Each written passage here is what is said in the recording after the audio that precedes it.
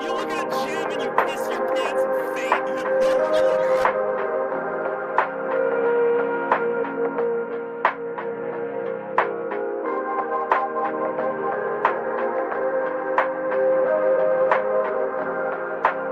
Because women are inherently seen as taking up more space than men.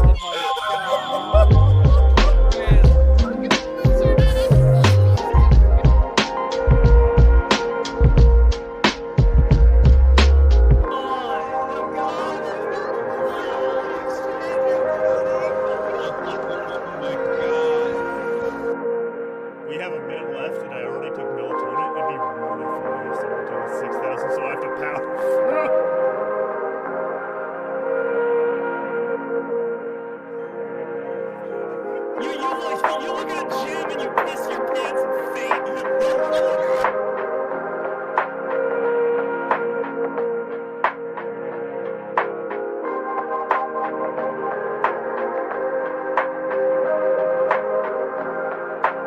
Because women are inherently seen as taking up more space than men.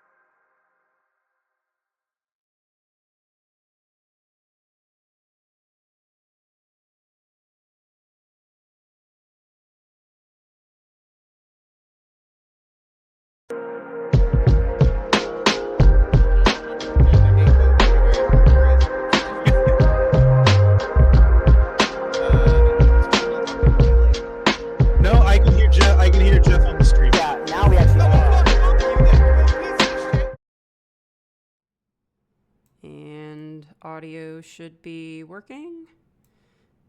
So, hello. Thank you for joining us for an actual play stream of Band-Aids and Bullet Holes by Sam Dunnewold. I am Audrey, and I've got PB and HB here with me tonight to play this game, which I'm excited about. I love this game. It's John Wick-inspired assassin-style web of connections and grudges and all of that jazz. And we are playing the Left 4 Dead scenario specifically. So Left 4 Dead it was supposed to be easy. Smash and grab, get out with the loot, be on our way. And I guess it was. We smashed, we grabbed, we got out. And then my bastard partner shot me and left me in a ditch so they could keep it all for themselves. Years later, I finally recovered, and even if the Justicars have long forgotten me, all the wealth in the world can't save them from what's coming. So the Justicars in this game is like your League of Assassins. It's, the rules that all the contract killers have to follow, normal thing for assassins to have. Let's see here. All right, setting up. PB, what was your favorite childhood action figure or doll? Let's see. I didn't really have very many action figures or dolls that I got very into. What I did do is I had a big collection of Hot Wheels. Oh, I yeah. loved to have tournaments where I would smash the Hot Wheels into each other and see which one would knock the other one out of the ring and go through build a whole bracket. And so there would be one winner at the top. Oh, I love that. That's really fun. That's awesome. HB, what about you? Aquatic Spider-Man. It was like Spider-Man, but with a weird diving suit kind of thing. Had this weird had this turquoise finish to what the action figure looked like. Had a little Venom shark. And also I believe some vehicle, but I forget what it was exactly. Delightful though. That's awesome. My favorite was probably a how McDonald's toys used to not be cheap plastic crap. I had a Celeborn from Lord of the Rings figure from McDonald's that I played with a lot. So probably that for me. Changing everybody to the wrong tab on my browser here. So we just read our description of the Powder Keg. We're playing Left 4 Dead. We need to pick characters. So one of y'all want to hit the character select card up there at the top? Or button, rather. I gotcha. Thank you. So what we've got here in our characters, just to explain a little bit about this game for the viewer, is each character is essentially a deck of cards. They have a name. They have pronouns, and they have 2 calling cards, and we'll assign the third from these random ones that are up here on the scene. So just to get us started, I'm going to say I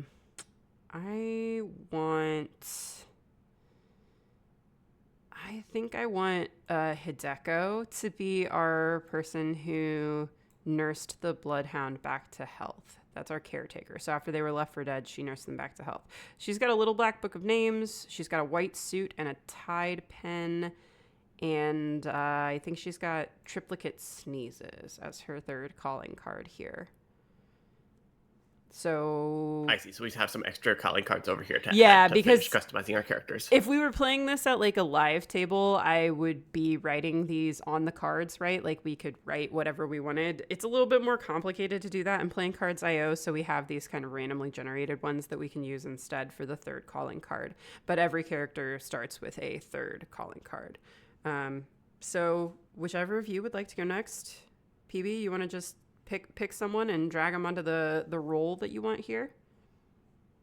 Yeah. Let's see. I think Pastor John should be our bloodhound. Does that sound good? Oh, I like that. Sure. That's fun. And he's got a scar across his neck, a sawn-off shotgun, and let's see, what else do we have here? Um, the worst damn luck.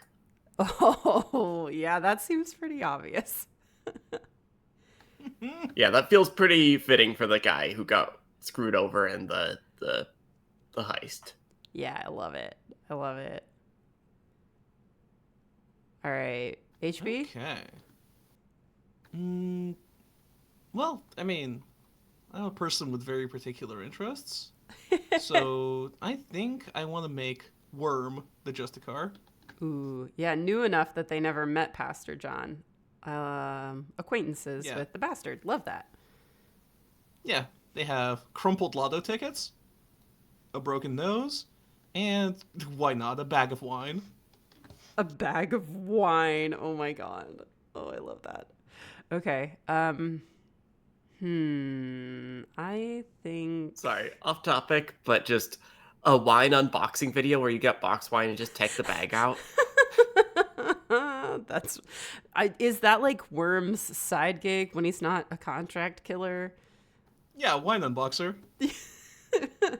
I love that very much. That's really fun. Okay. All right. I'm going to make I think I'm going to make Auntie our victim. She was the target of the bastard's heist. What was stolen? Okay, let me see what her calling cards are first before I decide that. She's got a patronizing gaze, blistering hot tea. I think she's also got a one-eyed cat. I think that makes it sound like Auntie's an information broker, so I think maybe what was stolen, like a book of blackmail material. Does that work for you guys? Yeah, that works. I feel like, also Hideko has a little black book of names. So is that Ooh. repeating itself, or is that a connection that makes sense? No, that's a good call. I totally forgot about that. Okay, what if instead of like a book of blackmail material, I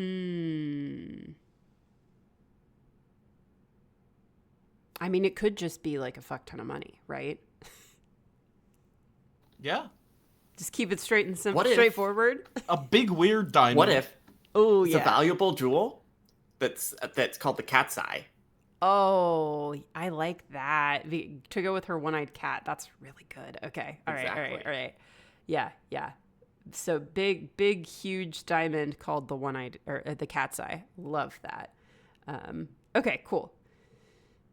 So then, PB, you're up again. Oh, shoot.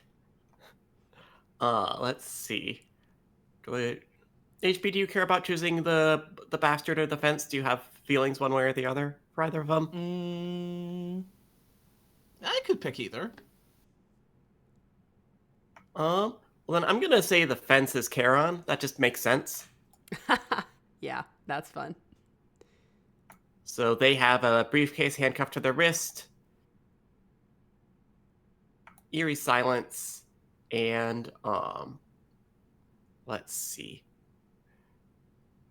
A good heart is tempting me here, but I think a stock pocket watch works. Okay, cool. Yeah, and that leaves me to pick who else? Queenie. Oh, naturally. Screwed Yeah. over Pastor John.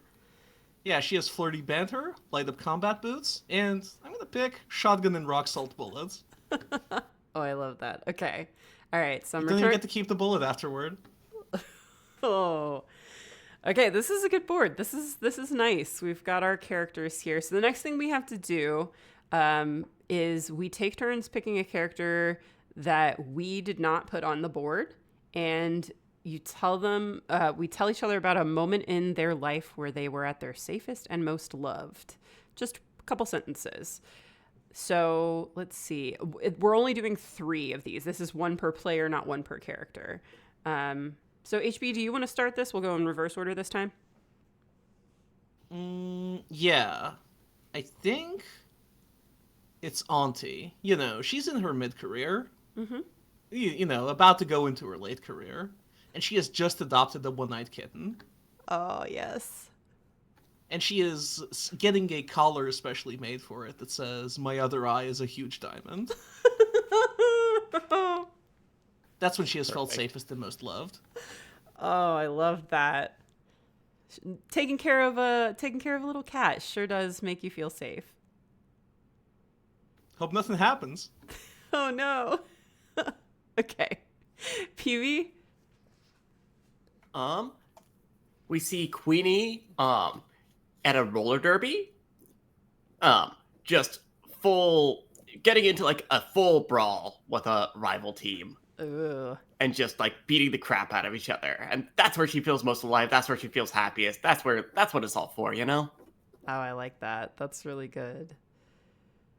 I think I'm gonna pick Pastor John. So his safest, like, that he's ever felt. Let's go with okay, do you guys think he's a real pastor? That's a question I have to ask. Is he really a man of the cloth, or is this just kind of a persona?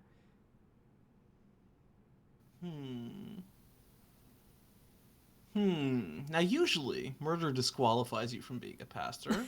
It's true. Especially I think he was a pastor, and maybe has left the faith since then, but kind of like, you know how presidents stay president for the rest of their life? Oh, sure. Once So Pastor John was a pastor. he keeps the title. Sure. That makes sense. Like, he kept his collar. That makes perfect sense. I think I'm going to say he feels safest. I think he still volunteers at a soup kitchen. And I think that's where he feels safest. Like, he knows everybody. He knows the regulars who come through the line. He likes to help in that way. That's where Pastor John feels safest. Which is surely not going to come into play. I gotta stop clicking the wrong thing. Anyway, okay, so now we're gonna take the oath of heaven, which is basically the laws of the Justicars. So we know what is at stake for this undertaking. Okay, I just put it in the chat. So there's some stuff that we read all together, and there's some stuff that we alternate. But to start out, we are the gentle ferrymen of heaven. Are we supposed to all do this together? Yes, this line all together. We are the gentle ferrymen of heaven. We promise our lives to heaven's own laws. Owns laws. The timing on this over Discord is so funny. Okay. It really sounds like so we're much doing worse on stream. It's gonna be awful. I will never seek the death of a ferryman. I will never aid one who seeks the death of a ferryman. I will always repay my debts in the manner my debtors demand. When I witness a ferryman breaking their oath, I will always advise a Justicar. A Justicar's word is law. Should I fail to uphold these laws? Uphold these laws. Let the fury of Justicar lay me low. Be it by death, exile, or whatever penance they demand. Amen. We got there. Or whatever penance they demand. Amen. Yeah. Yeah, essentially amen. That's exactly how it was for Pastor John and Queenie. All right. So in this scenario, the bastard, Queenie, has specifically ruined Pastor John's life by leaving him for dead after they stole the cat's eye diamond from Auntie. And then as a reminder about our other characters, Charon is the guy who sold the diamond. Hideko is the person who nursed Pastor John back to health. And Worm is another Justicar who doesn't know Pastor John, but does know Queenie. He came into the Justicars after this incident. So we literally just get to start scenes here. Someone who wants to start a scene because Pastor John is back for his vengeance at this point. You'll drag him over. So just for example, you'll drag him over to the protagonist slot because we always start with the Bloodhound, even if future scenes aren't the Bloodhound. drag him over to this spot, and then someone else will pick up another character, whoever he's interacting with, and drag them over to the accomplice spot. And then we'll deal out a venue calling card to decide where we are at. And yeah, it's pretty straightforward. There's not a ton to worry about unless we get into a duel. So you've got your reminder of Heaven's Laws down here at the bottom. That's what we just read. And you've got your moves, basically, that this game comes with.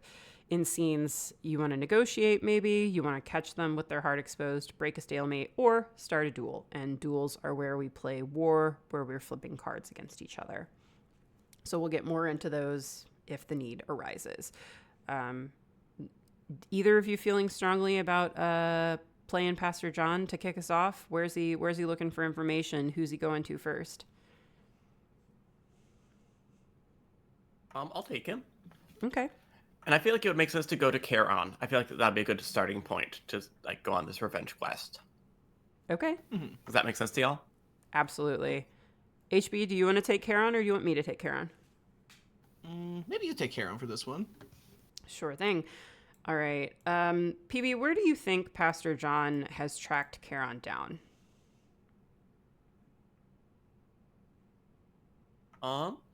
Let's see.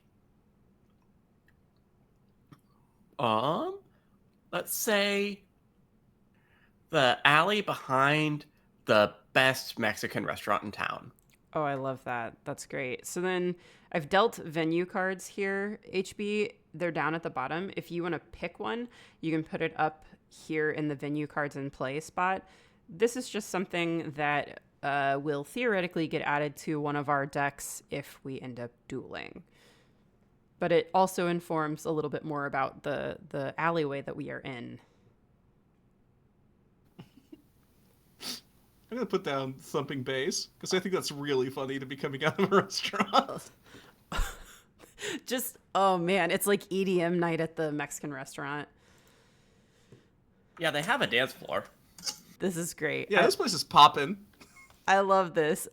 Dual purpose Mexican restaurant and dance club is really fun. Oh, it's so good. Wait, does this restaurant have a name? I don't think so. It's trendy like that. Ooh, okay, all right. It's just one of those you gotta know spaces. All right. Yeah, all just follow the smell of food and the thumping of the bass. Easy enough. Easy enough. Okay, so then I am going to my reference sheet of scenes. I'm scrolling way too far, apparently. Okay, so PB, basically we start this. What do you want from Karen? What is Pastor John hoping to get here? This can be as literal as an actual item. It could be literal, like, information. It could be, I just need someone to talk to, etc., etc. He wants to know where the diamond went. He wants to know where the cat's eye is.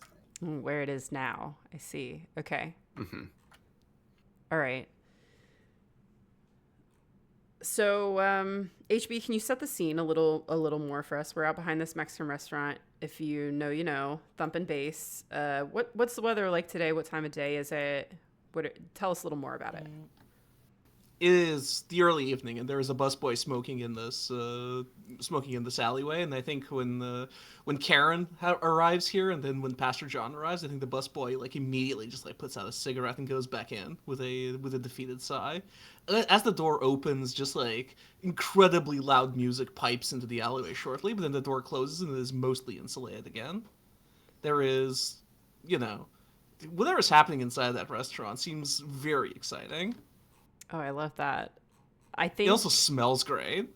I think Pastor John found Charon here. Like, Charon was here to eat, right? And yeah, and is coming out of the restaurant with like the briefcase that they're handcuffed to under their arm, and like wiping a little bit of like refried beans off their cheek, and stops when they see Pastor John. Yeah, Pastor John has just picked up the stub of the cigarette that the busboy put out and has put it back into their mouth to get the last couple of puffs off of it. Brutal. You make do with what you can. Yeah, I think Charon just kind of watches this. Just watches Pastor John. Never really was the kind of person to speak first.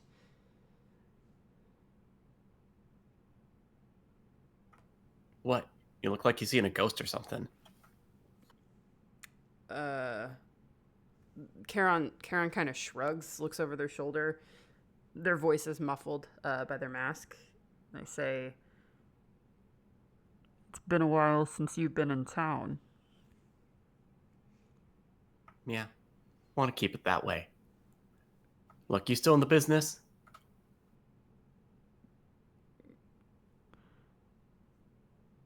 What do you want, Pastor? Well, I'm just tying up some old loose ends, As far Would as hate that, for you to be one of them. you threatening me? Look, I'm just making it clear that I'm not here to fuck around. I'm here to find out. And what exactly are you finding out? Look, I know you keep your clients very, very private. I know all your transactions are as silent as you normally are. But I gotta find that diamond. I gotta find that cat's eye. I know you're the one who held it. I know you're the one that bought it off of Queenie. I just need to know who you sold it to.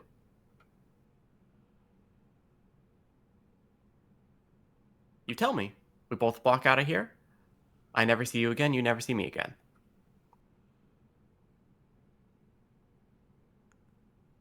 I have professional integrity. Yeah.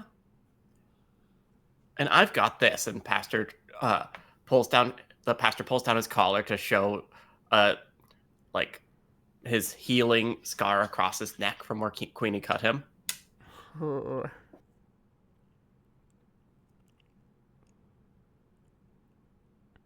barking up the wrong tree. I'm not the loose link in this chain.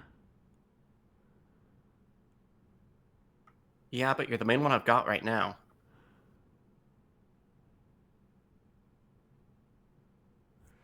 I think, I don't think Charon is willing to just give up this information for anything. Do you want to have a duel here, PB? I would love to have a duel here. I think Pastor John, where's he been keeping his shotgun anyway? I think he's just had it kind of like casually at his side. Now he starts to pull it up just a little bit like, I am willing to use this. Okay, all right. His sawn off, yeah. All right, so duels. Look, honestly... Go ahead. Here, let me say one thing before we go to a duel. Yeah. Honestly, I'm out of here anyway, so I don't really give a fuck about your integrity anymore. Oh. Okay, so duels.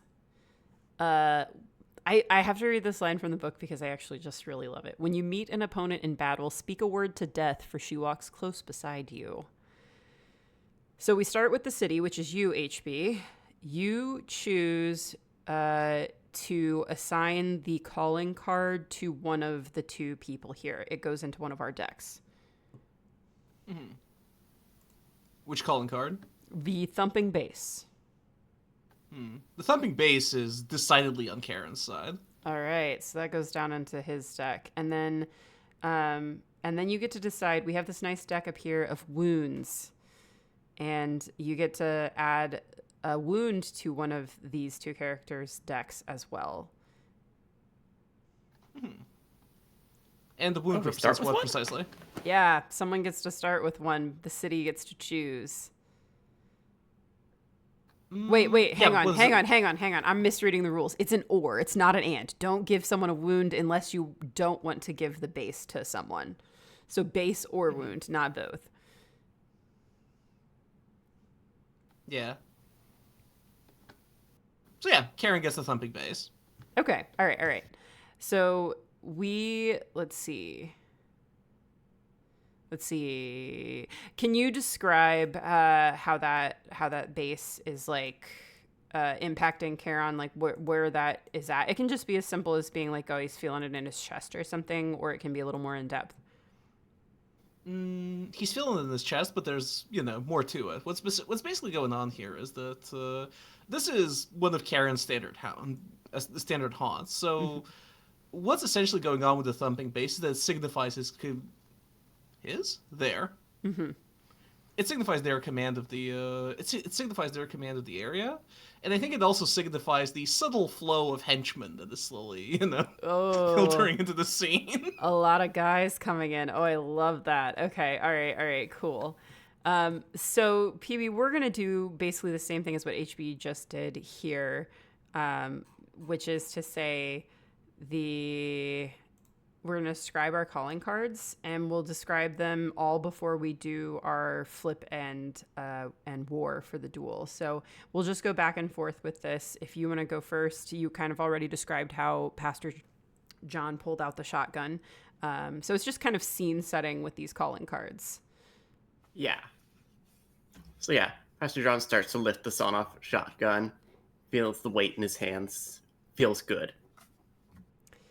I think for eerie silence for Charon, I think he's got earbuds in, or they've got earbuds in. So despite the thumping bass and being able to feel that in their chest, they turn on the noise cancellation for this. It gets really quiet for them. John's neck aches. Oh, yeah. The briefcase that was under Charon's arm, they let it dangle like a club, and the cuff on their wrist is biting into their wrist. John hears noises coming from the kitchen as the henchmen start to make their way to come out into the alleyway, and just goes, "Oh, God damn it!" Yeah, that seems right. The pocket watch in Charon's pocket. I don't think this is visible to John, but there's a pocket watch in Charon's pocket, and they know what time it's at, and they're thinking about that as we get started. So we will flip and shuffle our decks is what we'll do here, which I remember how to do. Flip stack, shuffle stack, and then you can also just hit the return and shuffle button. You're right. I could have done that. And then we'll both hit deal a card. I'll count us down from 3. 3, 2, 1. All right. So my card is higher. What this means is let's see. So you add a wound to your deck, Pastor John. So drag one on in there. You get to lead the conversation, right, PB, about how this beat of the duel goes using these 2 cards as inspiration. It's the time to make quips, spill your guts, say your prayers. The city can and should add details.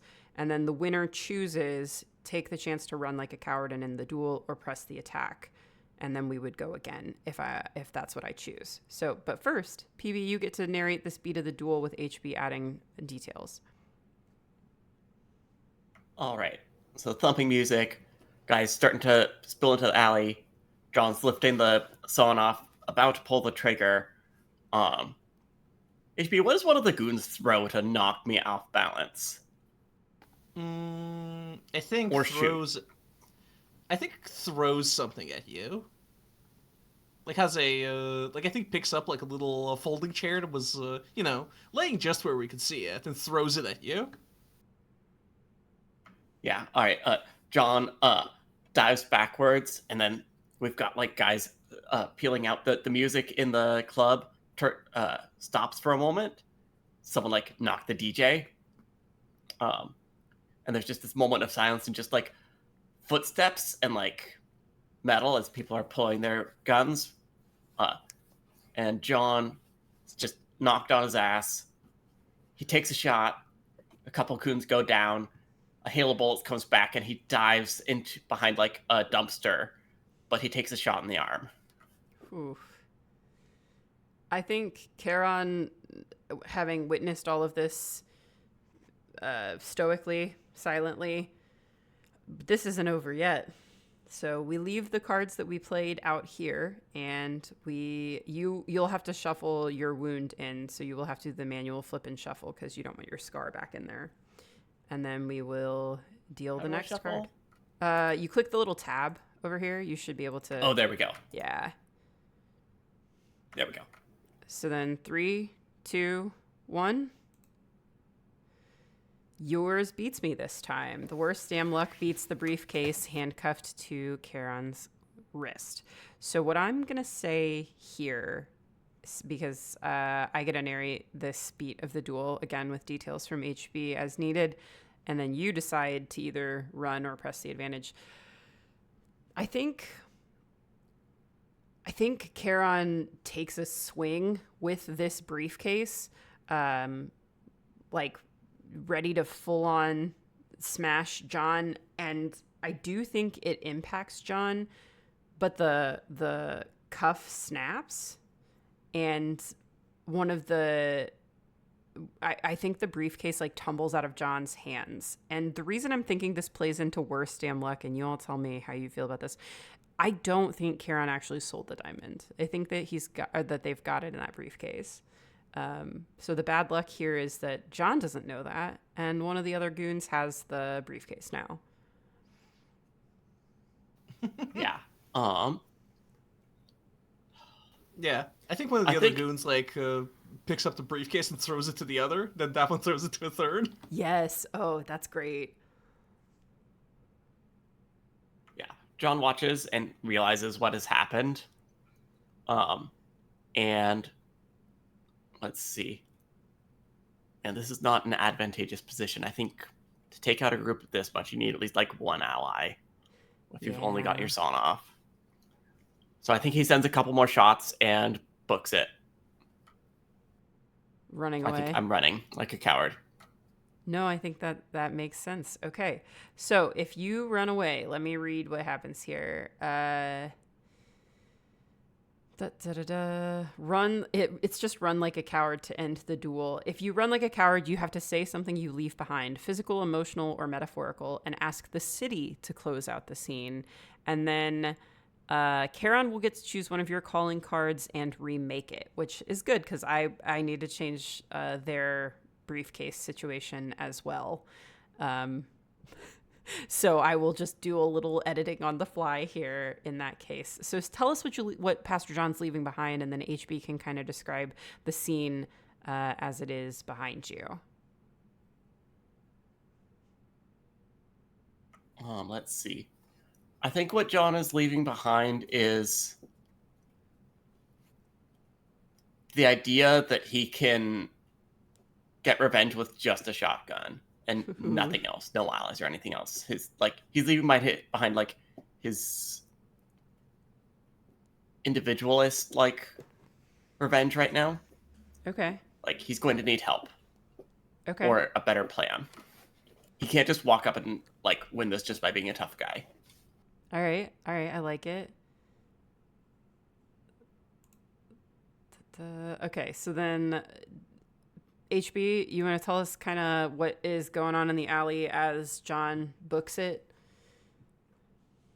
I think several people, I think, 3 goons and, another person for some reason. Probably a case of mistaken identity. All of them, run out into the street and, start, chasing after Pastor John. A short but intense chase sequence ensues. You ever see the Heavy Rain chase sequence? It's a little bit like that. Oh, I like that. That's funny. Oh man, am I never gonna be able to find this briefcase? It's because I'm in the wrong thing, but it's fine. I need to remake Pastor John's worst damn luck, which is what Charon is doing here. So I think this is not necessarily something Charon has done, but at this point, I think that any of the bad things that happen to John are not bad luck. They're just the situation that he finds himself in, perhaps. So instead, I'm going to give Pastor John a sense of being watched. Lovely. And then, the priest with 1,000 enemies. It's true. All right, and then I got to find the briefcase. Here we go. So, handcuff on the wrist. No more briefcase attached. Don't know what's happening there, but it's in the ether.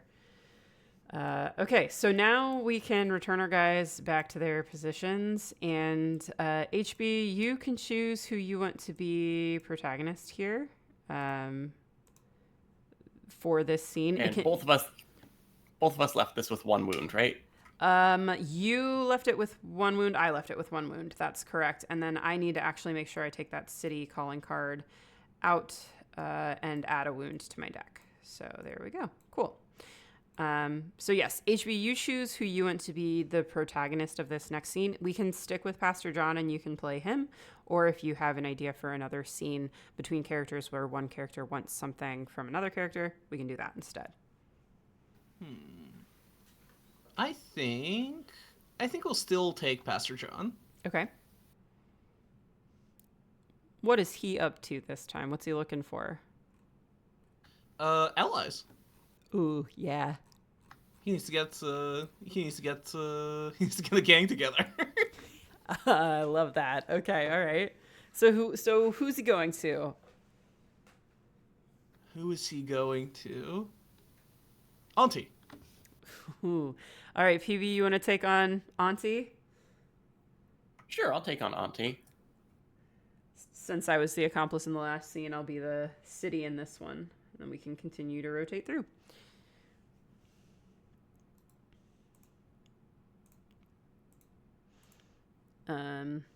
All right, so as a reminder, this Auntie was the target of the theft that Pastor John was going to carry out with Queenie. So even though he got left for dead, he was initially going to be robbing her. Where is Auntie when Pastor John finds her? Is that a question for me or HB? That's a question for you, PB. She's still at home. She lives in a high-rise apartment, like a fancy-ass like condo on like 30th floor of a building. Okay.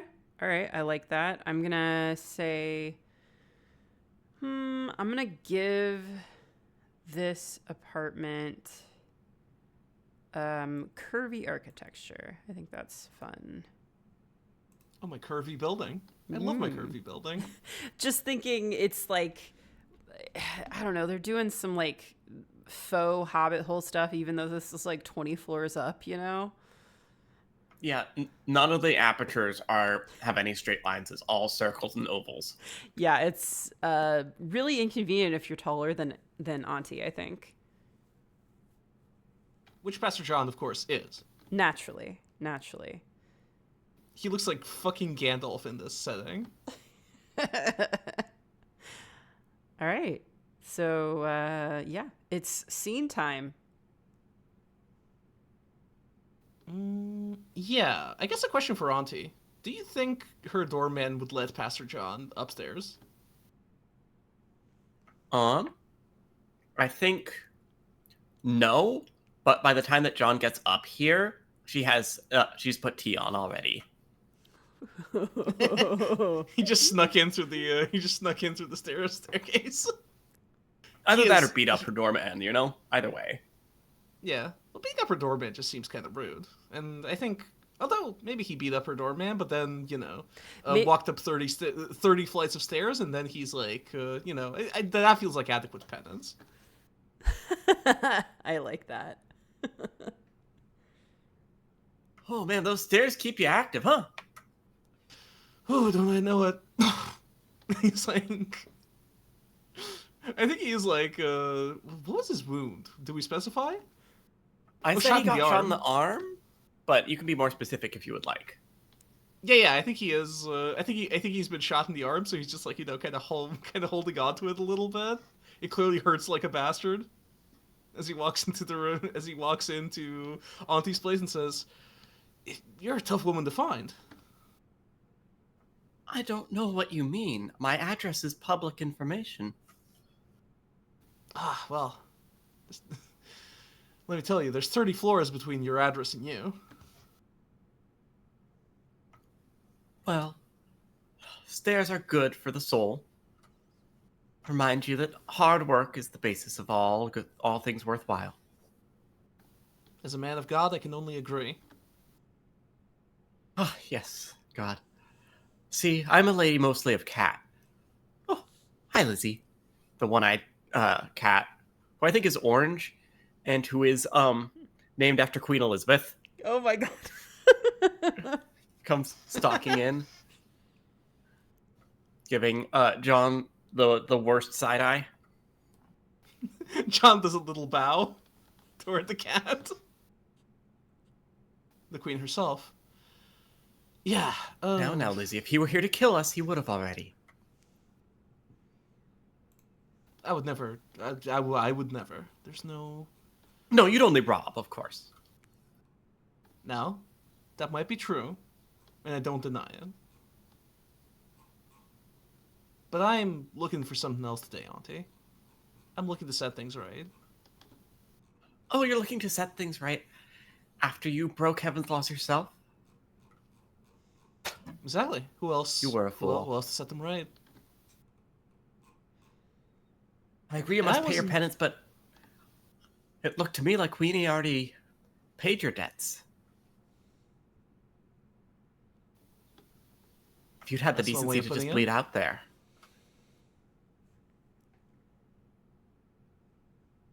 Well, I got a lot of other people to make bleed out first. Well, you're a tougher one than I thought you were. I'll give you that.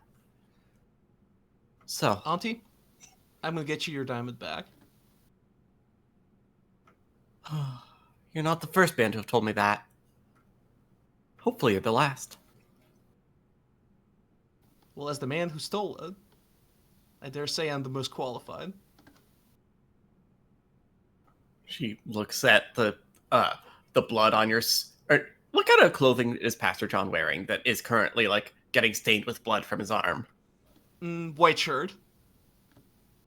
Yeah, she looks at, like, the red patch of his white shirt. Well, you seem to be going about it in intelligent manner so far. She chuckles. Well, my first thought was find the bastard responsible and make them pay. That didn't pan out. So now I'm looking for help. Yeah, plus suicide goes against your own creed. Precisely. So, Auntie, are you in?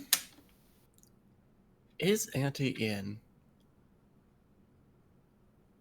What's the soundscape of the apartment? What's it feel like in here, Audrey? I think that Auntie is like, she's accented the weird like rounded architecture with like wall tapestries, and like has a lot of, I think over the doorways, like the rounded doorways, she has a lot of the like bead curtains to go through. And so like you can always hear where the cat is in the apartment, like when it leaves the room, because it goes through the curtains and stuff. And I just think there's cat toys absolutely everywhere. Like you would never know that she only adopted this cat this week. Yeah. I think Lizzie hops up on the kitchen table just as the teapot starts to whistle, and looks at John with its one eye and hisses at him directly. And Auntie chuckles and says, "Well, Lizzie's on board." Oh, I like Pastor that. John nods stoically. It sounds like this was a negotiation that went well, right? It went. Yeah. You got what you wanted Yeah. here, Pastor John. You've got Auntie on your side and Lizzie on your side. Maybe even more important. Yeah, she can provide you resources, probably more likely than like directly backing you up. She could certainly, scrap if she needs to, but I feel like she's much more likely to be like, "All right, here's my guy. Go get yourself some guns." Yeah, I need some guns, I need some goons, I need, all the good stuff. Yes. Yeah. I like that. I like that a lot. I need to apply that curvy architecture money toward the good cause. It's true. Okay, so we can put these guys back, and We will, let's see, we'll do the next scene. So I'm going to do the protagonist in this scene. I think I want to play Charon again, but I want to play him as a protagonist. And I think the person he's going to see here is Worm. Worm. So HB, it would be your turn, I think, to be the accomplice. I get to be Worm. Say we don't have to keep like round robining perfectly every time, but just for the first few rounds, it's nice to make sure everybody gets a chance to do each thing. So Charon, I think, takes their oath of silence seriously for not disclosing buyers, in addition to obviously wanting to protect their own skin a little bit with the diamond situation. But I also think that they take the oaths of heaven really seriously. And so Worm, being kind of the new Justicar in town who doesn't really know the history between Queenie and Pastor John, Charon's gonna have himself a nice little tattle session here. So I think I want to say that they meet up like on a park bench or something. What do you think, HB? Yes. Now Worm in their Worm in his art is like a tiny little guy. And I think when he sits on the park bench, he is like his legs don't reach the ground. He's like kicking his feet. Yeah. I love that. I love it. What's our you want to set the scene a little more for us, PB? Yeah, I think that this is like a nice little park in the city. There's like a happy young couple, like 3 benches over, who are feeding some pigeons, who are just all over and kind of turning like what was a nice date into maybe a problem in a few minutes once the birdseed stops coming. But right now everything's good. Okay, all right. So there's bystanders here. I think Charon comes up and just takes a seat on the bench right next to Worm, and as usual is silent for like a disconcertingly long amount of time.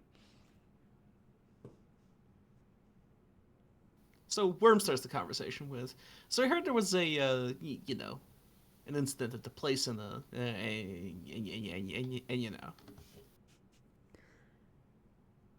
There was a conversation. Yeah. I heard there was a conversation. There was some bullets involved. What was the conversation about? I heard Pastor John is back in town. Word gets around fast. That's what I came to talk to you about. Yeah. So tell me everything. I gotta know. My word is law. You know my word is law. This is me laughing out of character, not Charon laughing. This is really good. This characterization of Worm, I can see this guy. Okay. So once again, I think Charon, takes their time before they speak and says, he's a problem. Yeah, I could see that. Listen, Karen. I'm in your corner here. I mean, hey, what's that guy's fucking problem? I just don't understand.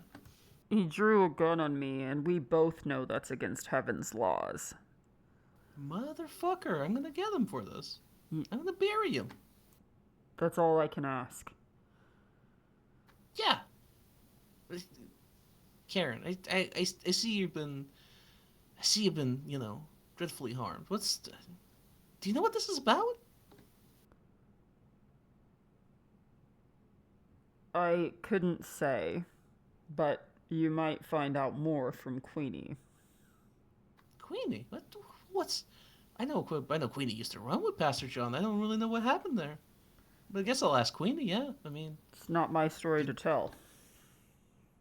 Oh, I see. Well, I mean, you come into a town and you don't know the context, and you're supposed to. I mean, how am I supposed to work like this? And I understand, Karen. I understand. You're a person of integrity. Yes. You feeling all right? I heard you. I heard you took a bump. You know. Just fine. I'll send you a nice John. wine. I think Charon stands up at this point because, yeah, they got what they wanted. Worm said that he's going to bury Pastor John. That's all that Charon needs out of this interaction, really. Don't worry, Karen. I'm going to get this fucking guy. Karen just keeps walking. Pigeons scatter in front of them.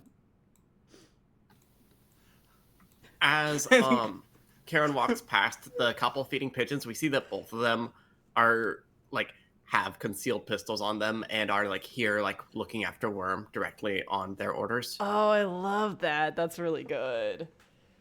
Oh, that's a great detail.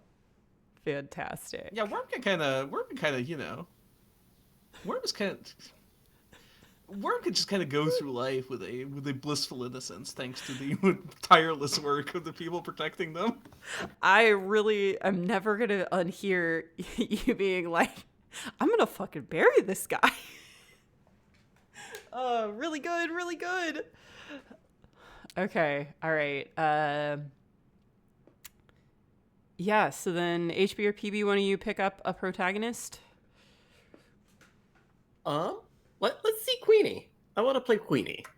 Okay, all right. What does Queenie want? Where's she going to get it? Well, I have two different options here. One is that we follow this up and we see her chatting with Worm, but I don't know if we really need to see that scene. I think this is her in search of John, but instead finding Hideko. Ooh. Like, she's also heard that John's back in town. Or like this could be like post like Worm touching base with her, you know? Yeah, If like we the intro don't to the need to scene see I'm that scene, picturing you know? is like, yeah, the intro to the scene I'm picturing is just like Worm, like, you know, doing like a courtesy call to be like, hey, Queenie, Pastor John's back in town. He's apparently, you know, looking for you. To be like, I want to know more about that. And then totally buying whatever line she feeds him. Totally believe it. I don't think he even asks for it. He's just like, Oh my god. he's just like, I need you to know, Queen, and I'm in your corner for this. My word is law. I love it. All right, HB, do you want to do Hideko as the accomplice, or shall I? I think you should take Hideko. I already had 2 scenes in a row. Sure thing. All right, so then you're the city here. Okay. Let's see. I think Queenie finds Hideko. I want to say in the library, like in the stacks. Queenie is by far the loudest thing in the stacks. Oh, absolutely. You can just hear her boots from, you know, Uh-huh. from aisles away. And you can see the neon pink flashing from them too. Oh yeah, flashing through the shelves. That's really good. That's awesome. HB, do you want to hit us with a menu card here? Yeah, it's cooing pigeons. Just put those in the library too. Who cares? Muzak in a library is really funny to me. So bad. Oh. Yeah. Let's see. A lot of these are really good, is the thing. I'm gonna go with exposed brick. I think that has the appropriate vibe here. I like it. Like, imagine like it's a library, but not like the nicest library in the world, you know? Yeah. There's like an essential brutality about the architecture here that underscores the, you know, the sublimated violence of the scene merely occurring. Also means that I think the acoustics in here are really nasty. Echoey. Ooh. Yeah, just the kind of vibe you want in the library. It's perfect. All right. Okay. Support your public library, or this will happen. Assassins will secretly meet up in the stacks of your library if you don't publicly support it. All right. So Hideko is, I think, in like the reference archives. I think that she is specifically reading, like, not reading yet, but like has a couple books in her arms about chemistry, and is in that kind of section of the reference books.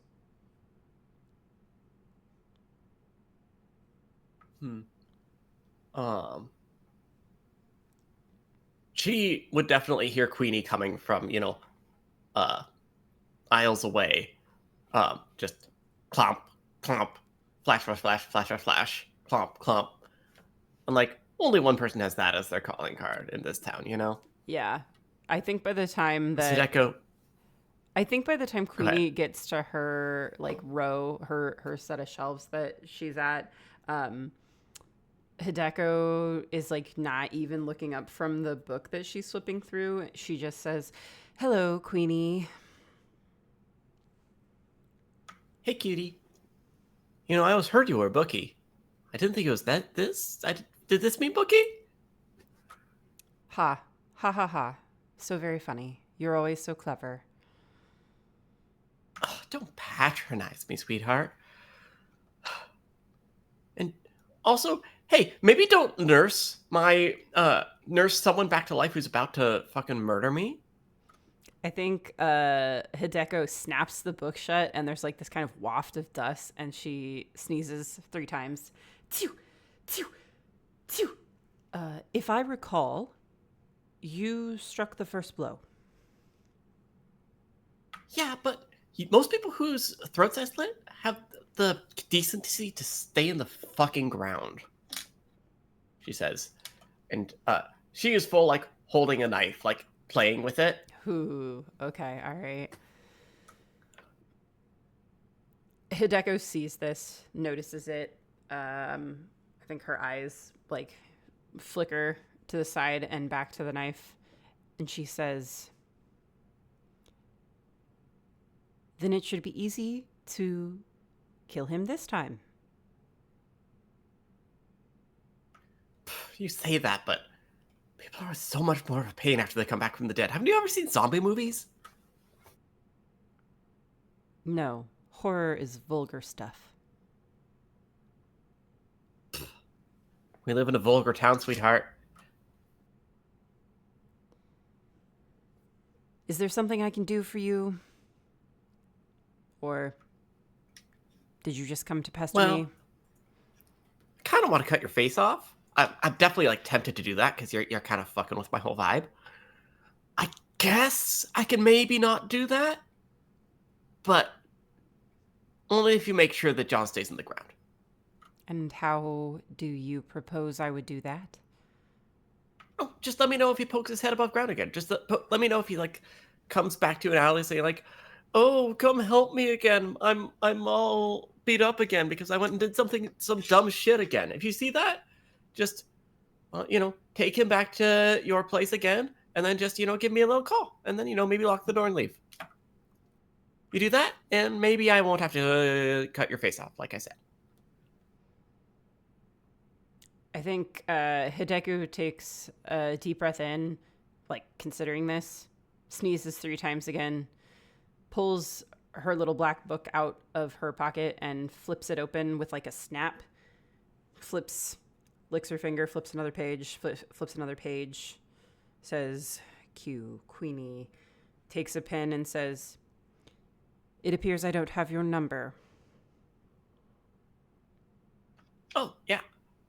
Oh, man, girls love asking for my number. I assure you that's pulls not what out this a little- is. She pulls out a little calling card and just throws it so that it sticks perfectly into the pages of Hideko's black book. Oh, brutal. I love that. That's great. Hideko snaps the book shut and says, "Now, if you'll excuse me, I have research to get back to, if we are quite done talking about faces being cut off." Are we? Yeah, I think so. Hey, do you know where the romantasy section is? I think Hideko's face is just like an expression of disgust, and she shakes her head. Yeah, that's my cap for the scene there. That was fun. That was good. Okay. All right.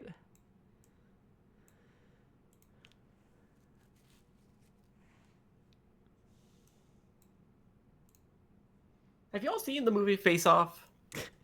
Because the line delivery of Nick Cage saying, "I want to take his face," lives in my head forever. It's so good. It's really good. Oh, man. Okay. All right. There is a part of me that's like, it would be so funny if the next scene is Pastor John showing up at Hideko's being like, I got shot in the arm. But also, I don't know. Does that feel right? I think that feels fine. Yeah. So we've introduced all of our characters at this point, so we can really do whatever we want at this point, you know? Yeah, it's true. It's true. Yeah, it could be Pastor John shows up at Hideko's place and either Worm or Queenie are there. I do like that, like the call having already been made. Worm being there would be so funny. Oh, that would be really good.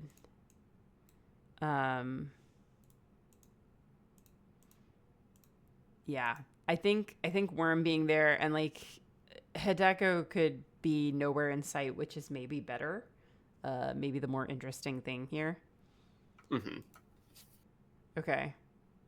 Let's see. What is Hideko's place Let's see. like? Am I playing Worm or am I playing the city? A good question. I don't remember what the order of anything is, so.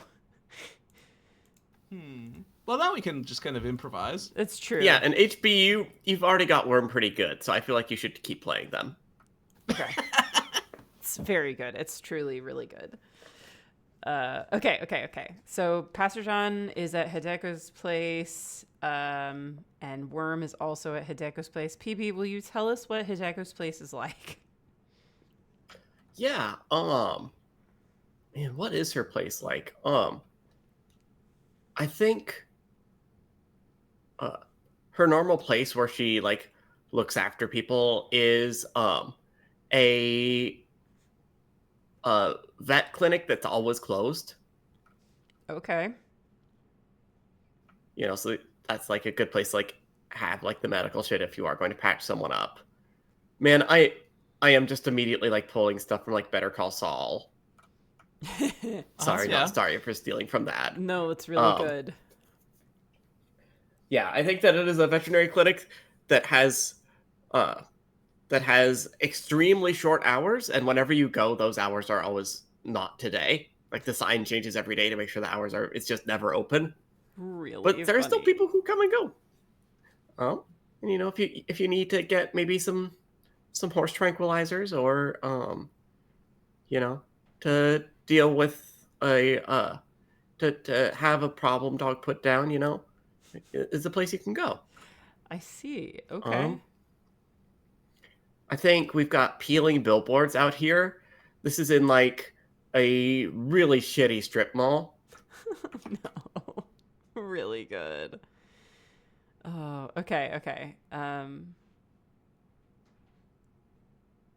Yeah, so Pastor John rolls up, I think, knocks on the door, like the glass, like taps on it, the way that he normally would, and is surprised by Worm being the one at the door. Yeah, Worm opens the door and goes like, Pastor John, first time meeting you. How you doing? How's the arm over there? What? Where's Hideko? Ah, well, don't Can I worry just- about that. Can I add that the billboard that is like peering over the scene is for cat litter, and it's like I don't have a good name for it, but then the slogan is "No stain, no smell." I love it. Yeah, and Worm is given like a sidelong smile, like in frame with like the billboard. Okay. All right. I love it. Pastor John, I think, grips his shotgun a little bit tighter at his side and says, I'm going to ask again, where's Hideko? Yeah, she left for a little bit. See, I heard you were back in town, and I was, seems like a thing a Justicar might need to look into. You might have heard, you might have heard some Heaven's Laws in your time. I don't know if you still remember them. Funny thing about almost dying, laws start to seem pretty stupid.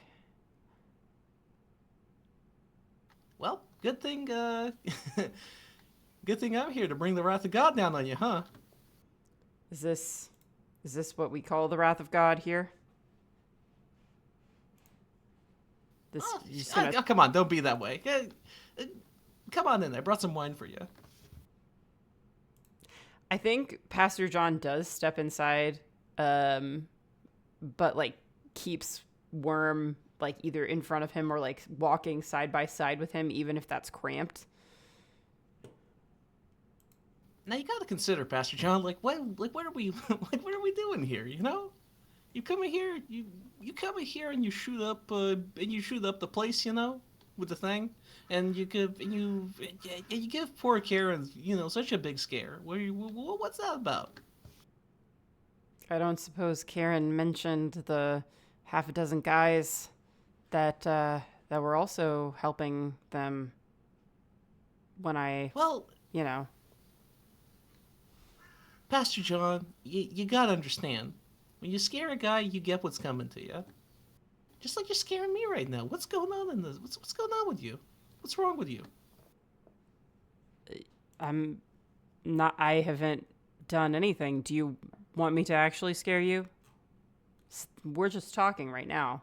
What's your name? Justicar? Well, my name's Worm. Appropriate. That's what they call me. Yeah, because I dig through the dirt for people like you. You know what happens when they find the person who's I was hoping maybe this could all be a big misunderstanding. Maybe we could just work this out. But I see from your attitude, this is gonna be what I like to call one of them non-conducive situations. You know what happens then? I can guess. Yeah. And a tense silence descends. I am picturing Worm as like Joe Pantoliano, but like 0.75 scale. It's really good. I do think Pastor John raises the shotgun and we should duel. We duel? So, PB, either give one of these two characters a wound or give that peeling billboard to one of these two characters.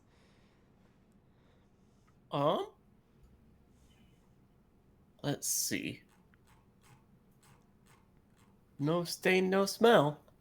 I think that Worm can have no stain, no smell. Yeah. No stain, no smell. That's the Worm promise. He's also kind of like a duck, you know? It seems like stuff just kind of runs off of him, you know? Really good. Yeah. Any and all knowledge runs off Worm like water. Okay. So we have that calling card, and now we have to describe our calling cards, to kind of set the scene before we start flipping cards. So, like I said, Pastor John's got the one-handed grip on the sawed-off shotgun, holding it in his right hand, gripping it really hard, leveling it at this tiny guy, and wondering how his life came to this. Yeah. Worm has crumpled lotto tickets. Like, Worm always buys a lotto ticket. I think he started at a formative age, and since that time, it's just been like, oh, I gotta get lucky sometime. I think that Pastor John changed shirts at Auntie's house into like unfortunately one of her blouses, but it makes the scar across his neck really stark in place of where, like, the priest collar would be expected to be. Yeah. Worm has a broken nose. It is, Worm has been in like a fair share of fights, but this broken nose is actually from him tripping and like breaking his nose against like a table edge. No! Oh god, this guy. The sense of being watched, Pastor John, Hideko not being here, that fucking billboard, like, just feels like he's looking over his shoulder, like he's always been looking over his shoulder since things happened with Queenie.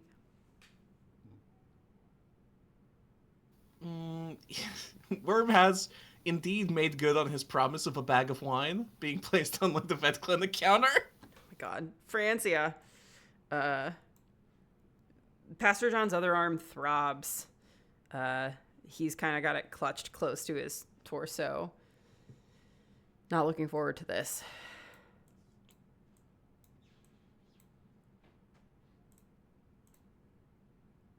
You ready? Shall we duel? All right, 10 I'm gonna paces. flip all these. Yes, yes. Stack shuffled. Everything flipped. There we go. Count us down, PB. All right. 3, 2, 0, draw. The sense of being watched makes Pastor John trigger happy, I think. But this king beats the 8. So, HB, you want to narrate this this beat of the duel? I think a sniper bullet rings out through the through the strip mall. Is it? I think through the window that we can see the billboard through. Like a bullet comes in, and like probably Pastor John can dodge out of the way, and like the bullet just hits the bag of wine, splattering everything. Really The good. purplish red. So then how does Worm take a wound in this situation? Oh, and John is immediately stained again. Oh, yeah, absolutely. Yeah. And isn't that like I feel like Worm is just surprised by the bag of wine bursting maybe and thinks he's been shot, but really he just like knocks his head on the wall when he like stumbles back. No, I think he's showered in broken glass is what actually happens. Ooh, oh, that's good. That's good.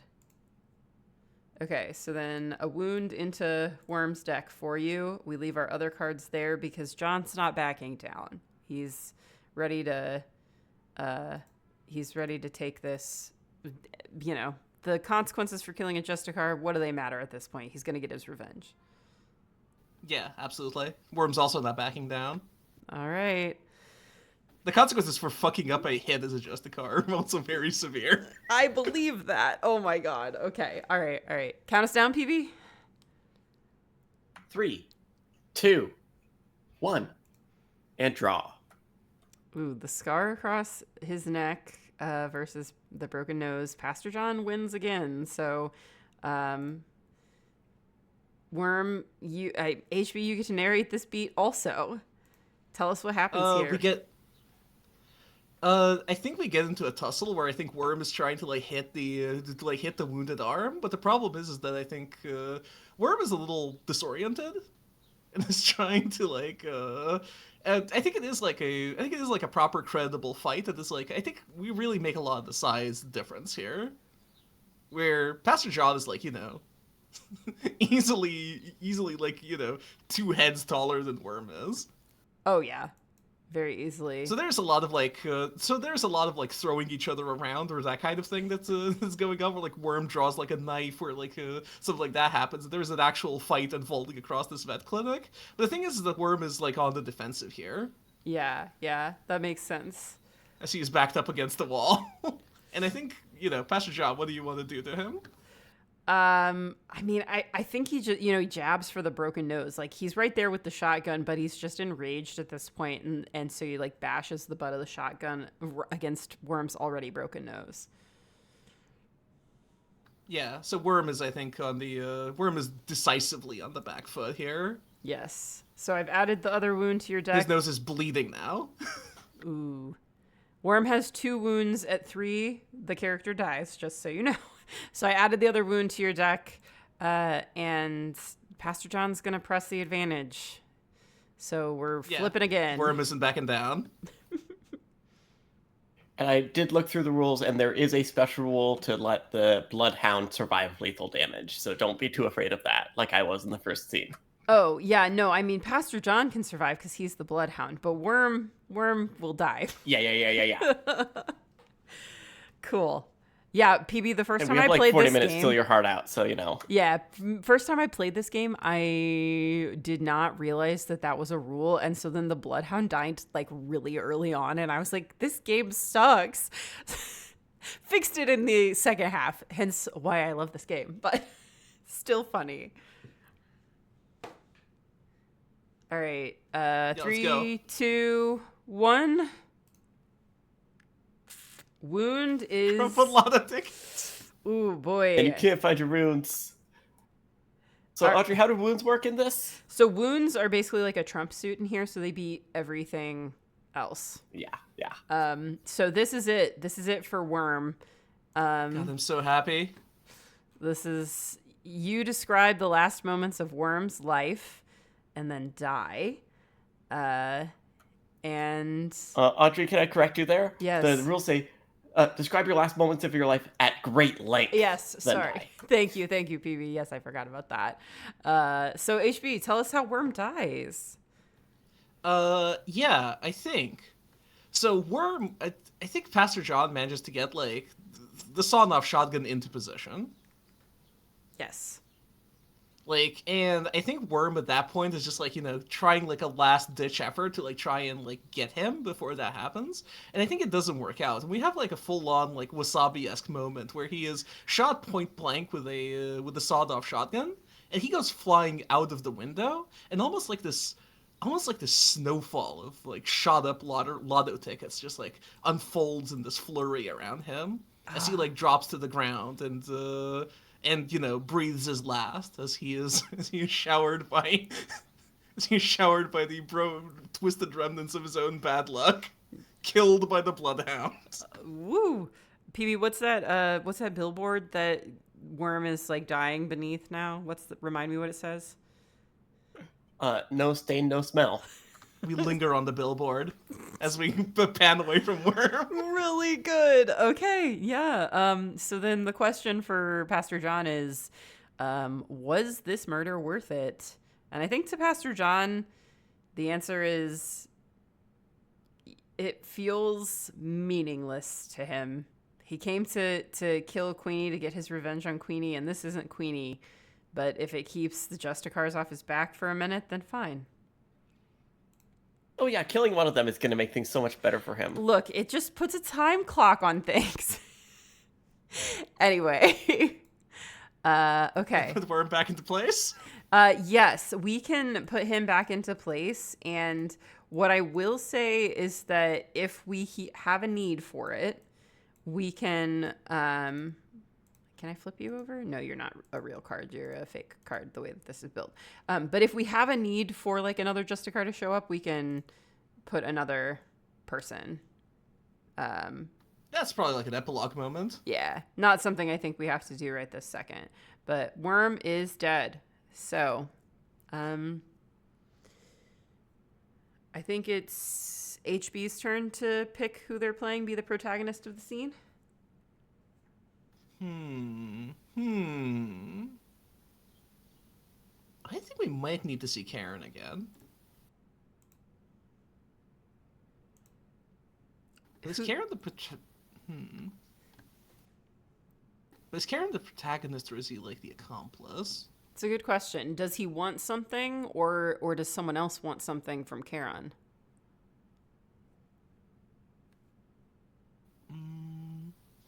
We might And need also, a do you rematch want to- between Karen and Pastor John. Nice. Do you want to play Karen or Pastor John? I think I want to play Karen.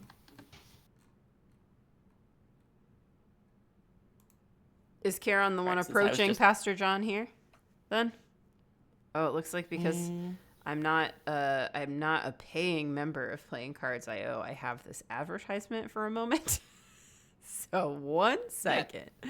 Here we go. Anyway, enjoy playing cards.io, the free At least it's platform an that ad does for the not site that we're interrupt. using right now. I do like Yeah. that. Yeah, yeah. This is a great site. Obviously, you can do a lot of stuff with it.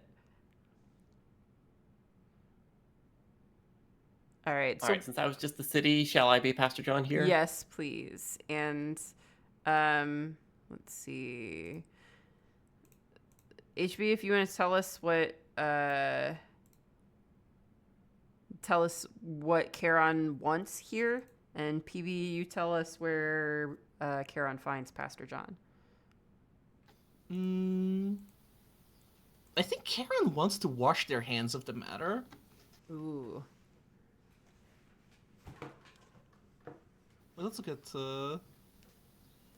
needs a new passport. It's funny. Just a little juice, just a little icing if you need more inspiration for your characters. Yeah. So I think that's Karen. I think now that Justicar has been, now that Justicar has been killed, I think Karen is like, Maybe there's been a serious breakdown in the laws.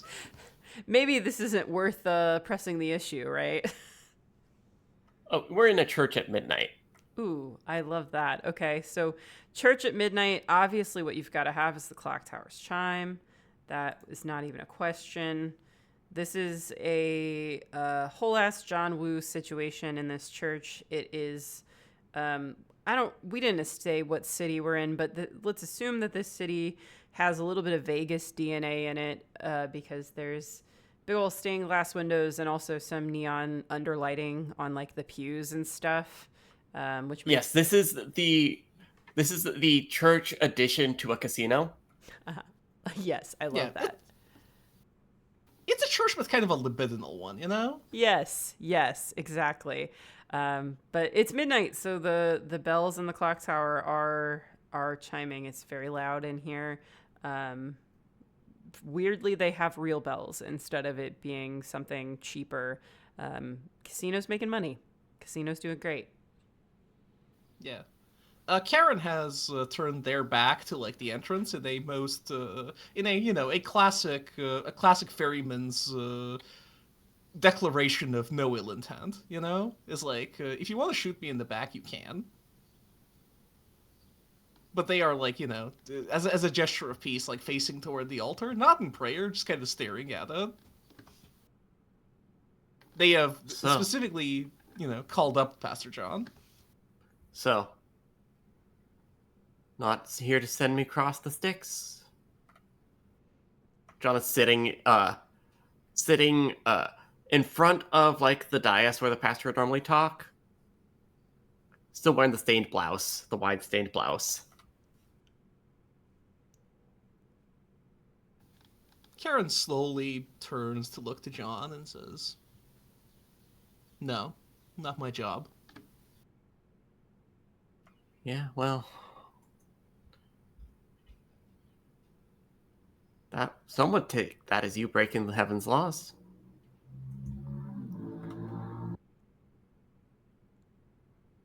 I witnessed you breaking your oath. I alerted the Justicar.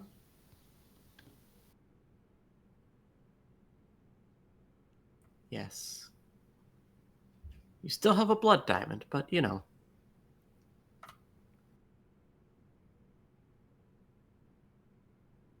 Gestures like, I don't know what I need to do here. Like, why come here if not fight to the death? Come on, man. You're a dead man already. What do you want? Well, I thought I wanted the money. I thought I wanted that cat's eye. I thought one of what was rightfully mine.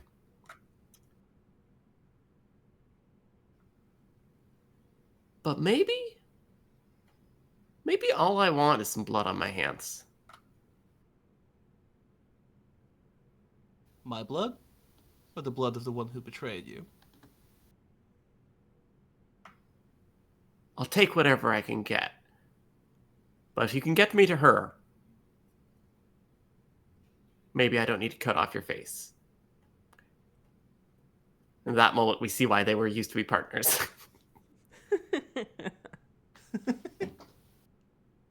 Yeah, Karen, like, through their mask, just kind of smiles a little.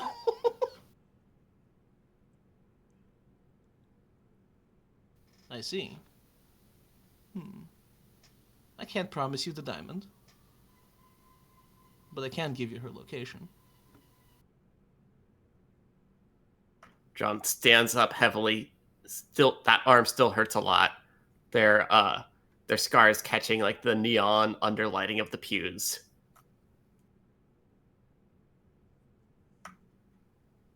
Take me away, Riverman. They nod, and I think that might be the scene as both of them proceed out Yep. of the church. Love it. The audience is so mad.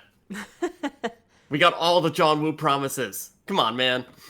All the John Woo promises. It's a clever subversion. It's true.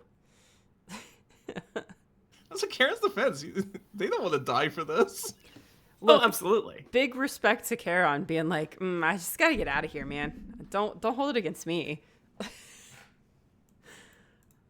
I also do feel like, given the way that Justicars do things, Karen is probably screwed if they don't get out of town. Oh, yeah. Yeah, that's why they still need the diamond. They are actually going to fence it and be like, yeah, I'm going to use this money to start a new life somewhere else. Correct. All right. You think we got one, maybe two more scenes in us here, folks? Yeah, I think we think gotta we get gotta- to this confrontation. I think we've set it up pretty well. Yeah, I think we might Yeah. be here. Who wants to be Pastor John for this?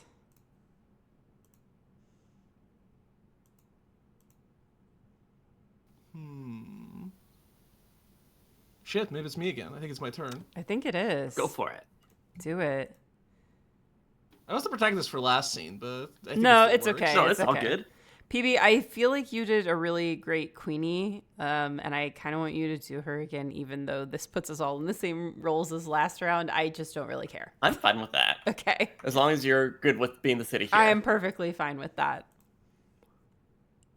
And if you need to roll up as Auntie Oh, you or know it. anyone else here, you know you can. Yes.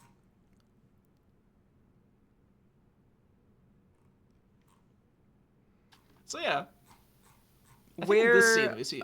Sorry. No. I was just gonna ask where this scene's taking place because I gotta give it a city calling card. Gonna lead us to PB. I think we have a where is Queenie at this time? Yeah, let's see. So, last we saw, she intimidated someone in the library, got her to rat out her friend, sent Worm. Worm got. Oh man, I would be happy to take ideas here. There is a part of me that wants this to be like after roller derby practice, like at the rink, but everybody else has trickled out, so it's like empty roller derby rink. Yeah, absolutely. Actually, yeah, empty roller derby rink. Don't overcomplicate it. Just go with the obvious thing. Yep. Okay. So then what I'll say with this rink, it's got to be peeling paint, right? Like this place is old. It's not a nice place.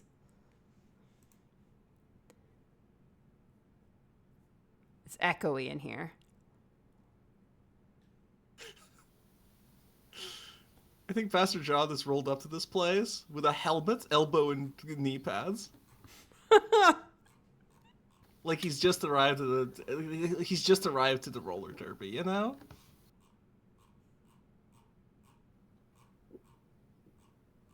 That's the He's also dumbest carrying- fucking outfit I've ever seen, says Queenie. I thought I'd match the fashion. Yeah, well, you look like shit, she says. And throws a knife directly at him. He deflects it with his elbow pad. Not so stupid now, is it?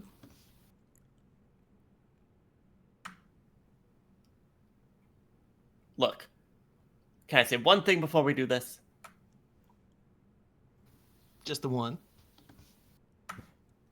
You deserve to die, and I don't feel bad at all. Glad we're on the same page. Time to duel. I think I'm gonna give the peeling paint here to Queenie. This is her home turf. Oh, you don't want to give me a wound?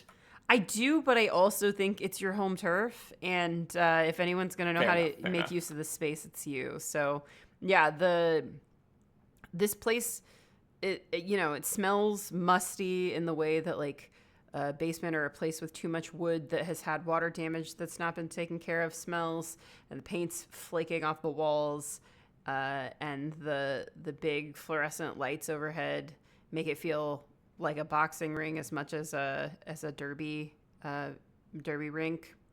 And yeah, so you guys got to narrate your calling cards for this, and then we will do the duel.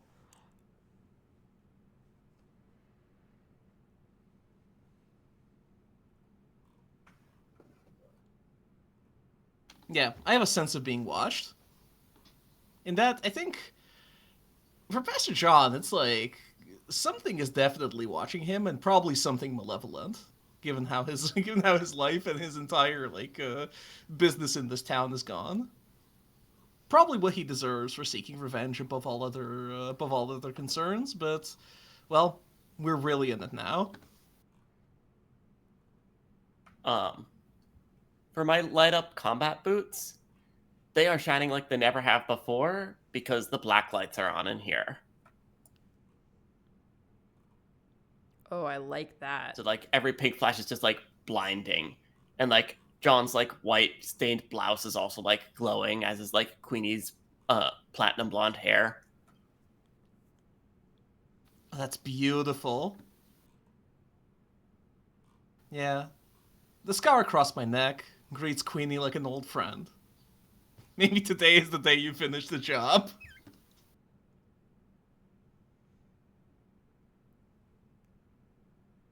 We see a in the peeling paint, there's like all sorts of like graffiti and like art of like different like derby girls here, and or what do you call like people who do roller derby? I don't actually know. I mean, I know some of the positions, but I don't know. It's just like derby. I don't know. Anyway, there's a painting of Queenie like in her full fit, and then there's like a red slash of paint across her own neck there. Ooh, really good. Incredible. Though I think Pastor John has many more guns than this. Like, the sawed-off shotgun is still his greatest and most powerful friend. And it accompanies him into this final climactic showdown. Queenie prefers to not deface her guns. Her shotgun has its full barrel. And it doesn't have lethal bullets in it, because she'd much rather have death be personal.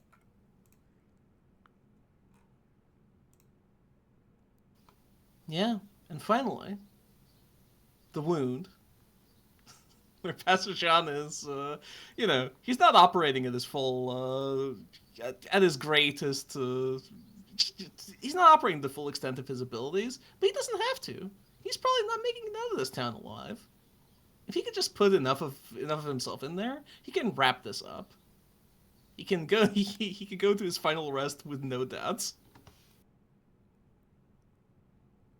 For the flirty banter, just know that whatever I come up with here right now, it'll go through the writer's room a couple times and they'll punch it up and make it hit a lot harder than what I can come up with on the spot here. So just know that this is like first draft material. This is what the audience is going to be seeing. Really good. All right, everybody, shuffle and get ready. 3, 2, 1. So the wound beats the combat boots. So PB, you get to narrate this beat of the fight. All right, we have to come to the sawn-off shotgun last.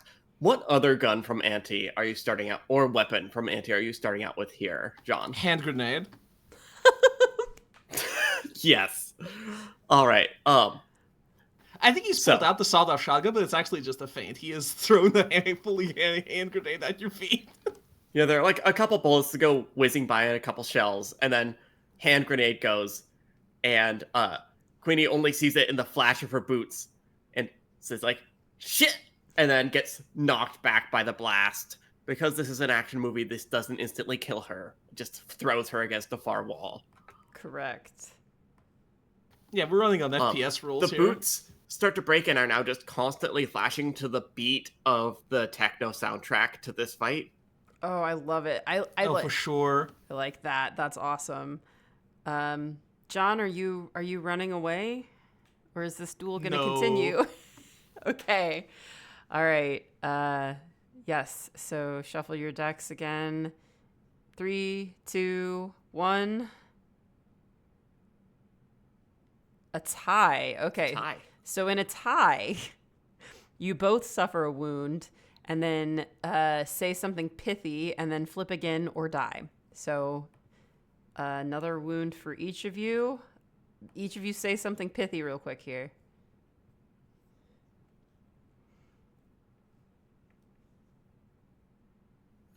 This is how it has to end.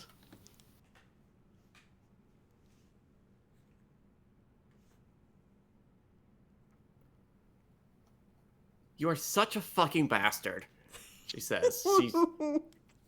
She sends a few rock salt blasts from her shotgun, pulling herself up after maybe, there's a moment where he's like, did the grenade kill her? And then, pew, pew, and like, it hurts. It's not going to kill you, but it hurts. Love it. Is there a good line where he calls Queenie a bloodhound? That would be funny. Got a bloodhound's instinct, Queenie. It's time to put you down. Really good. Okay. All right. So let's shuffle up and get ready to go. 3, 2, 1. The wound wins. So Pastor John, you this would be your third wound, but here's how this works for the Bloodhound. You have an ability specifically where you can avoid death by narrating a memory of one of your calling cards, and shrugging off the wound, essentially. So since this would kill you, you have to pick one of your calling cards to do that. I think it's like the scar across the neck, right? Mm-hmm. Can I frame this a little bit? Yeah. Which is Queenie closes the distance and leaps and crashes him to the ground, gets her knife back out. Knife at his neck, him desperately pushing to pull it away, and we cut to the scar across his neck. Flashback. Yeah. And I think the flashback is like, Queenie slitting his throat the first time. Where I think it is at the same time like a horribly traumatic memory for Pastor John. This is like where his life went completely wrong. But on the other hand, there's a perverse sense of pride in it. Like, not only did he survive it, but it's also like, if there ever was a woman that Pastor John could bear slitting his throat, it would be Queenie. Oh, that's really good. I think in the flashback, as she's cutting his throat, she just says, "I'll see you in heaven." Really good. You have to ask yourself, is the reason why Pastor John is seeking revenge because Queenie slit his throat, or because she didn't finish the job? It is a good question. I think you're remembering this, and it's just in time to like dodge a knife swipe from her this time that would like hit the same spot. Yeah. So Queenie, I tapped your other wound. 1 second here. You have 2 wounds. That's correct. Yeah, I don't get a... Yeah. You don't yet. Yeah, I shouldn't have a third wound yet. Yes. Because I won, but the Bloodhound cheated, because they get to do that. Correct. Yeah. It's not cheating. It's rules drama. of the game. It's how it works. All right. So 3, 2, 1. Wait, hang on. Oh, sorry. I'll wait. Yeah, I shuffled. Okay. 3, 2, 1. A wound wins again. Yeah. So, Pastor John, you got to narrate a different memory for us. Or you could die. You could Nope. also just die. Come on. Do I have to narrate a different memory? You can, but you don't have to if you want to give up the ghost here.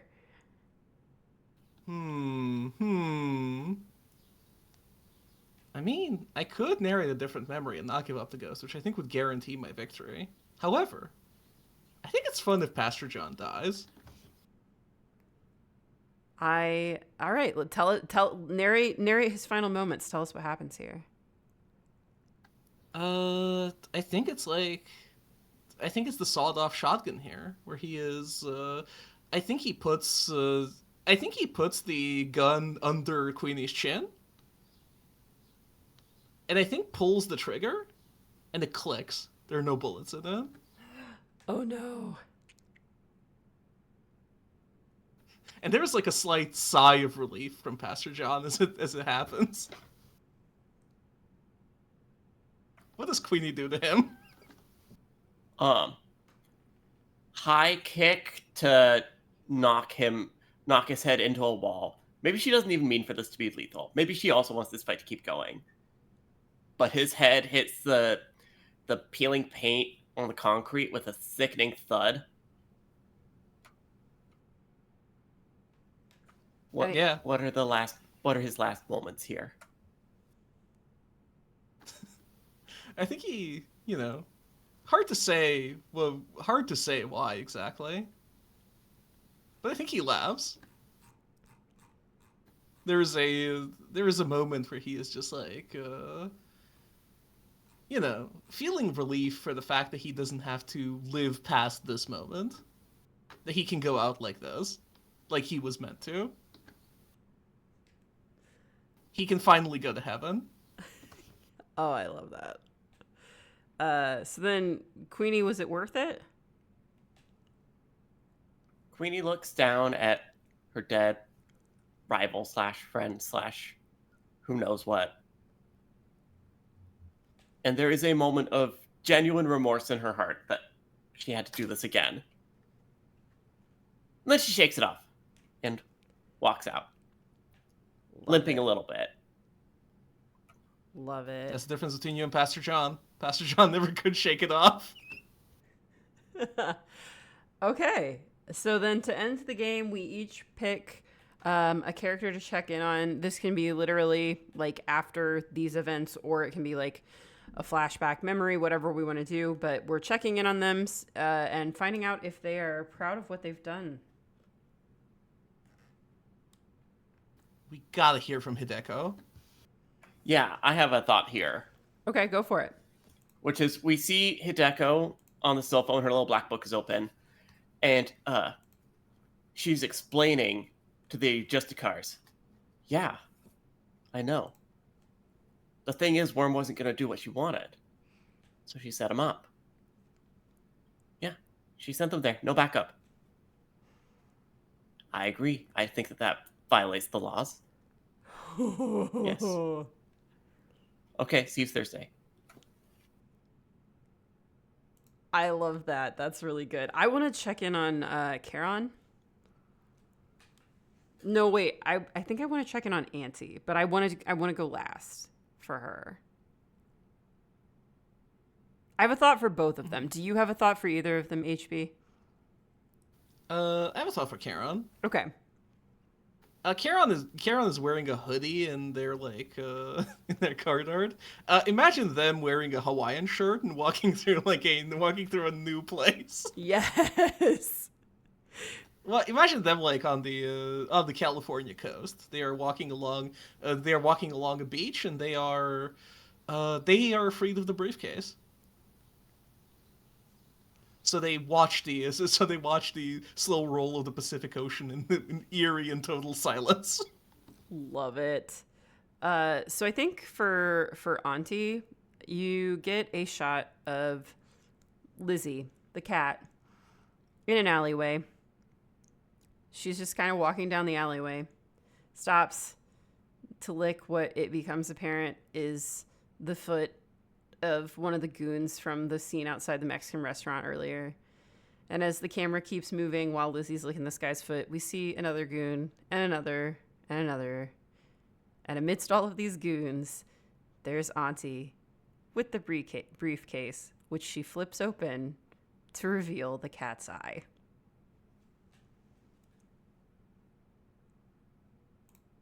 And that's a game. That's a game. That was awesome. Thank you guys for playing with me. Hell yeah, that was a lot of fun. Yeah, we Thank you found so it. much.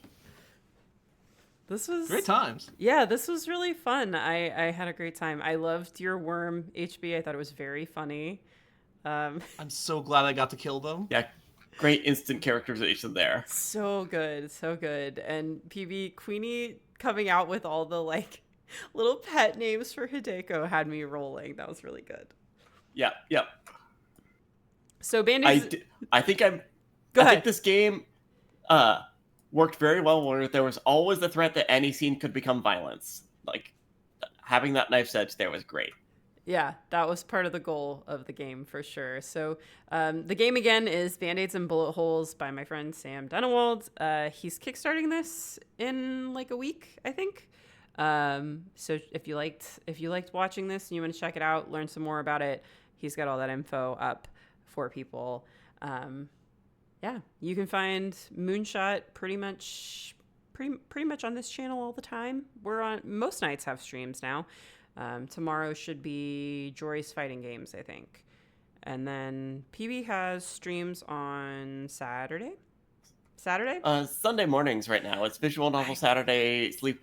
It's Visual Novel Sunday mornings or Saturday night sleepovers. Yes, that's what But no, it's Sunday mornings at like usually like 8 Pacific, 11 Eastern. Myself, Mac, and Jacqueline stream visual novels right now. We're slowly working our way through Of the Devil, which rules. Also has if you take this game's like vibes, but then you put it into like an Ace Attorney style game, then you get Of the Devil. Oh, that's awesome. That's cool. Anyway, yeah, tune in for more of our streams or check out moonshotpods.com for any of the podcasts. The three of us are on various podcasts for Moonshot. But everybody have a good night. Is there anything you need to plug? Yeah. Not really. I just do indie mixtape. Indie Mixtape is a great podcast, though. Go listen to Indie Mixtape. Go listen to indie mixtape. All right. Everybody have a good night. Peace out. Good night. Bye-bye.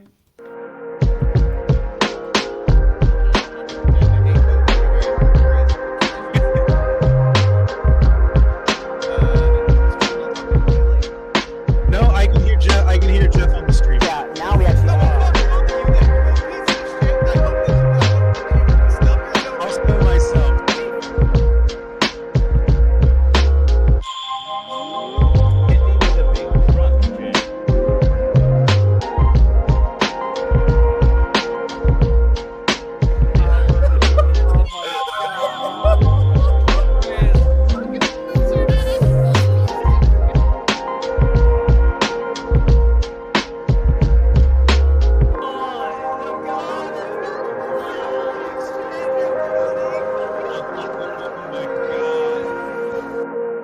We have a minute left, and I already took melatonin. It'd be really funny if someone took 6,000, so I have to power